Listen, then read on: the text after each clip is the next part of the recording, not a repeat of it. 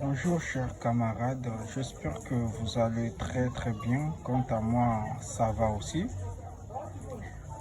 Aujourd'hui, nous allons aborder un nouveau sujet, toujours dans le cadre de préparation des examens du baccalauréat. Aujourd'hui, nous allons traiter un sujet de la chimie concernant la radioactivité. Donc, ce sujet est un sujet de type bac. Donc, durant cette vidéo, nous allons voir comment traiter ce type d'exercice. On dit ceci que un noyau de radium 226-226-88 Ra se désintègre spontanément en une particule alpha. Petit a, on nous dit que dit ce que représente pour le noyau de radium les deux nombres 88 et 226. Petit b, on dit écrit l'équation de désintégration, précisons les lois de conservation utilisées, puis identifier le nouveau nucléide X formé. La constante radioactive du radium vaut 1,36 fois 10 exposant -1 seconde -1. On nous demande de calculer en secondes et en années la période ou demi-vie radioactive du radium.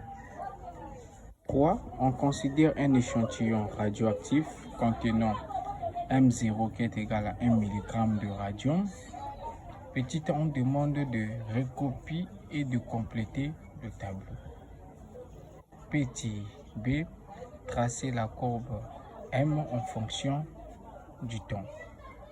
On prendra comme l'échelle 3 cm pour M0. Petit 4, le radium 226-88 Ra par une série de désintégration alpha et bêta- conduit au plomb qui est 206-82. Déterminer le nombre de désintégrations du type alpha et du type bêta qui permet de passer du noyau du radium au noyau de plomb. Donc, mes chers amis, je sais que d'abord pour débuter à la résolution de cet exercice, je pense que vous avez le cours dans la tête et vous maîtrisez bien votre cours, parce que en chimie, avant de comprendre l'exercice ou encore de traiter l'exercice, vous devez d'abord comprendre le cours, parce que le cours c'est la base. Si vous ne comprenez pas le cours, vous aurez vraiment des difficultés pour s'en sortir dans le cadre d'un exercice en chimie comme en sciences physiques. Donc je vous demanderai vraiment de maîtriser votre cours en tête. Donc voici l'exercice que nous allons traiter. À nous revoir à la partie résolution. Voilà. Voici à la partie solution de l'exercice concernant la radioactivité. En fait, on nous avait dit que le noyau de radium se désintègre spontanément en une particule appelée alpha. Et petit a, on nous avait dit de dire ce que représente le noyau radium des deux nombres. Le nombre 88 et le nombre 226. Vous devez savoir que le nombre 88 représente le nombre de charges. Le nombre de charges, c'est quoi? En fait, dans un atome, n'importe atome, si dans un atome il y a 12, supposons il y a 12 électrons qui tournent tout autour du noyau, les 12 électrons, ce qu'on appelle par nombre de charges. Le nombre de charges est représenté par la lettre Z. Le Z aussi est appelé par nombre de protons ou encore le numéro atomique, c'est la même c'est la même chose. Tandis que le 226 représente le nombre de masse. Le nombre de masse est représenté par la lettre A, autrement dit, nombre de nucléons. Donc, le nombre de nucléons dans un noyau est représenté par la lettre A. Donc, la lettre A est appelée par nombre de masse ou encore le nombre de nucléons. J'espère que vous avez compris le nombre 88 et le nombre 226. Donc, le nombre 88 là, vous devez retenir que c'est le nombre des électrons. C'est le nombre des électrons qui tournent tout autour du noyau du radium. Et le 226, le 226, c'est le nombre de nucléons que contient le noyau du radium. Donc le nombre de nucléons, c'est le 226, autrement dit, nombre de masse. Petit b, on nous avait dit, écrit l'équation de désintégration. Précisons les lois de conservation utilisées pour identifier le nouveau nucléide X formé. Voilà. Écrivons l'équation de désintégration. Ici, qu'est-ce qui se passe? Ici, au fait, ce qui se passe que le 226 88Ra, c'est un noyau pair. C'est-à-dire que c'est un noyau pair. Le noyau pair, c'est un noyau instable. Le noyau instable, donc un noyau instable, il doit forcément désintégrer pour donner un noyau stable. Et le noyau stable, souvent, nous appelons par le noyau fils. Mais cette désintégration se fait toujours en présence d'une particule. C'est pour cela ici qu'on a dit que cette désintégration se fait en présence d'une particule appelée alpha. Donc, pour écrire l'équation, qu'est-ce que nous allons faire? Nous allons supposer soit l'équation égale, parce que nous connaissons déjà le noyau pair qui va se désintégrer pour donner un noyau fils que nous ne connaissons pas encore le nombre de masse ni le numéro atomique, mais nous connaissons déjà la particule à laquelle le noyau pair va se désintégrer. Comprenez? Donc ici, ce que nous allons déterminer, c'est le noyau fils. Donc, première question, on dit qu'on doit préciser la loi de conservation. Donc, ici, j'ai dit, d'après les lois de conservation du nombre de masse et du nombre de charges. Autrement dit, vous pouvez dire que d'après la loi de conservation de la matière ou encore d'après la loi de Soddy. C'est la même chose. Voilà. Donc pour cela, qu'est-ce que nous aurons? Nous allons poser que tous les nombres, nous allons poser que le nombre de masse du noyau pair est égal au nombre de masse du noyau fils et le nombre de masse de la particule. Vous voyez? Donc ici, on a posé 286 qui est égal à A' plus 4. En bas aussi, on va poser les nombres, on va faire l'égalité des charges. Donc, on va poser 88 qui est égal à Z' plus 2. Donc, ce que nous allons déterminer ici, les valeurs que nous allons chercher ici, c'est le petit a et le grand A et le grand A' et le grand Z'. Premièrement, ce que j'ai fait ici, c'est juste j'ai tourné les égalités pour commencer par A' plus 4, Z' plus 2 qui est égal à 226 là, 88. Et si nous tirons de A, j'espère que vous faites des mathématiques. Au finish, vous allez trouver ce que j'ai trouvé. Donc, le nombre de masse du noyau fils, c'est 222. Et le nombre de masse du noyau et le nombre de charges du noyau fils, c'est 86. Et on nous avait dit aussi d'identifier le nouveau nucléide. Vous devez savoir que le nucléide n'est que le noyau. Voilà. X formé. Maintenant, j'ai dit ici que 226 à 86Y est le nucléide du radon. Pourquoi je dis ça? Parce que si vous faites des recherches sur l'internet, vous verrez que c'est le radon qui a le nombre de masse 222 et le nombre de charges 86.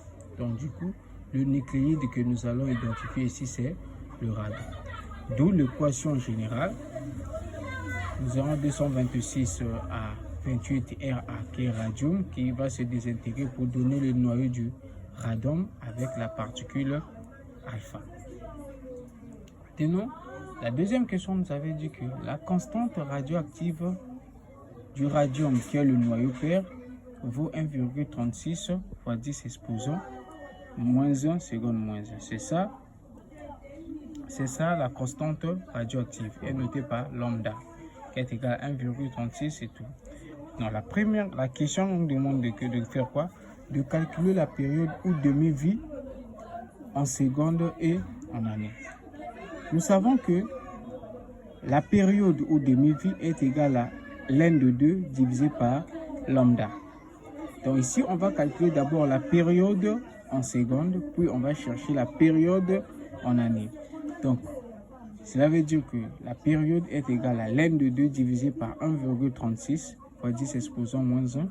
Si vous faites des calculs, vous allez trouver 5,10. Donc, t est égal à 5,10 secondes. Arrivons ici, on va trouver maintenant en année. Mais nous savons que dans une année, nous avons 365 jours. Et un jour est égal à 24 heures. Et 24 heures et 1 heure est égal à 3600 secondes. Donc, au finish, ça veut dire que une année est égale à 31 536 000 secondes. Vous voyez?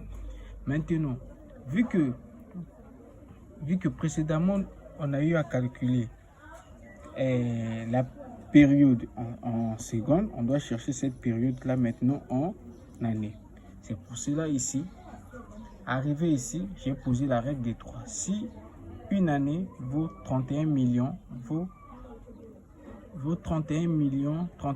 536 000 secondes, ça veut dire que 5,10 secondes vaut la période de t. Et si vous posez et vous faites des calculs, vous allez trouver ce que j'ai trouvé. Donc t est égal à 162,10 exposant moins 9 années. Maintenant, ensuite, on nous avait dit quoi? On considère un échantillon radioactif contenant M0 est égal à 1,1 mg. Un échantillon, c'est quoi?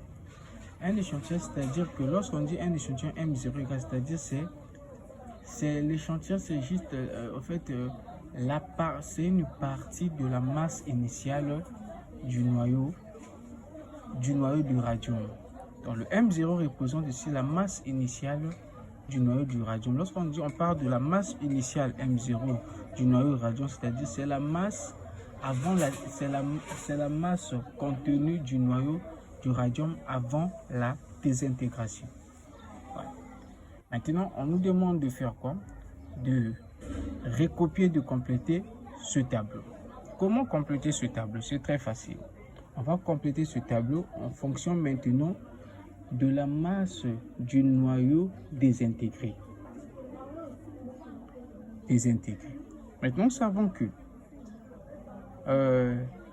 nous savons que la masse du noyau restant, ou encore voilà, la masse du noyau restant est égale à la masse initiale du noyau fois l'exponentielle de moins lambda de t. Maintenant, si on dit que le t va prendre les valeurs commençant par 0, 30t, 2t, 3t, 4t jusqu'à 5t. Mais si t prend la valeur de 0, on va remplacer le 0 ici. Ici, oui, mais parce que j'avais oublié de faire des calculs. Remplaçons t là par 0,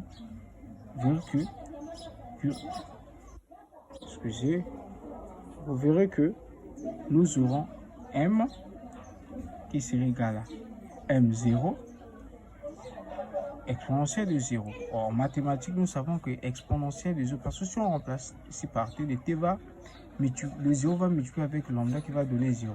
Donc, nous savons que exponentielle de 0 n'est qu'égal à 1. Ça veut dire que m, la masse restant du noyau sera égal à m0. C'est pour cela ici j'ai mis, vu que la masse initiale c'est égal à 1 mg, bon, j'avais préféré de mettre ça en décimal, c'est pour ça que j'ai ajouté 1,00. 1,00 n'est qu'égal à 1, vous comprenez?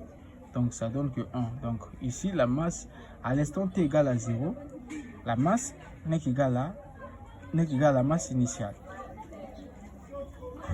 Maintenant à l'instant où petit t prend la valeur de grand T, à l'instant où petit t prend la valeur de grand T, si, c'est pour ça que si j'ai dit que si petit t est égal à grand T, il faut savoir que la masse restant est égale à la masse initiale divisée par 2. Et la masse initiale, nous savons, est égale à 1 mg. Donc si nous remplaçons, nous divisons, nous trouvons 0,5. Maintenant, si petit t prend la valeur de dt, c'est-à-dire que la masse restante serait égale à m0 divisé par 4. Et remplaçons ici par 1. Lorsqu'on divise, on trouve 0,25. Maintenant, si petit t prend la valeur de 3t, là, vous comprenez déjà la règle. Ici, on aura m0 divisé par 6 et qui va nous donner 0,16. Et si petit t prend la valeur de 4t, la masse restante serait égale à m0 divisé par 8 qui va nous donner la valeur de 0,125. Et à la fin, si petit t prend la valeur de 5t, la masse restante serait égale à m0 divisé par 10 qui nous donne 0,1. Et petit b, on nous avait demandé de tracer la courbe. Donc, traçons la courbe de m en fonction de t. Ici, l'échelle, je n'ai pas vraiment respecté l'échelle parce qu'on dit 8 cm. Mais vous, pendant l'examen, vous devez respecter l'échelle.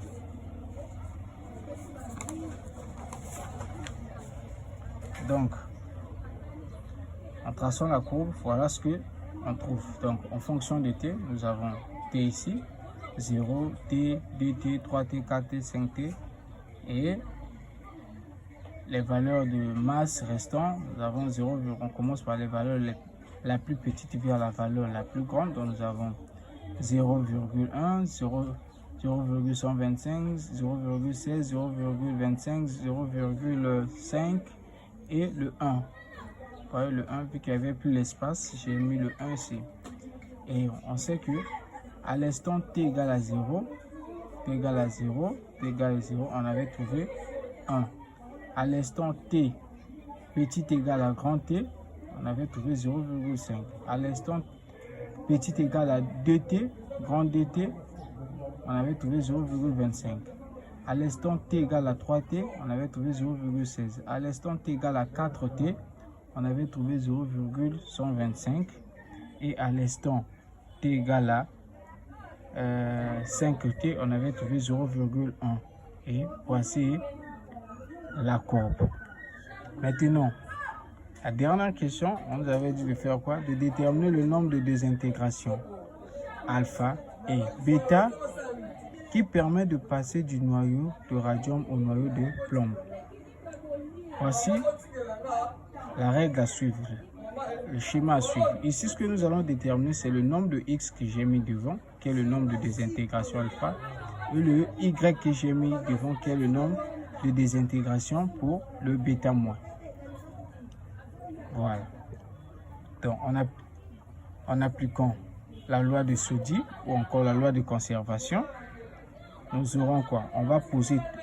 Ici, on va poser les nombres de masse entre eux et les nombres de charges entre eux. Donc, ici, on a 226 qui est égal à 206,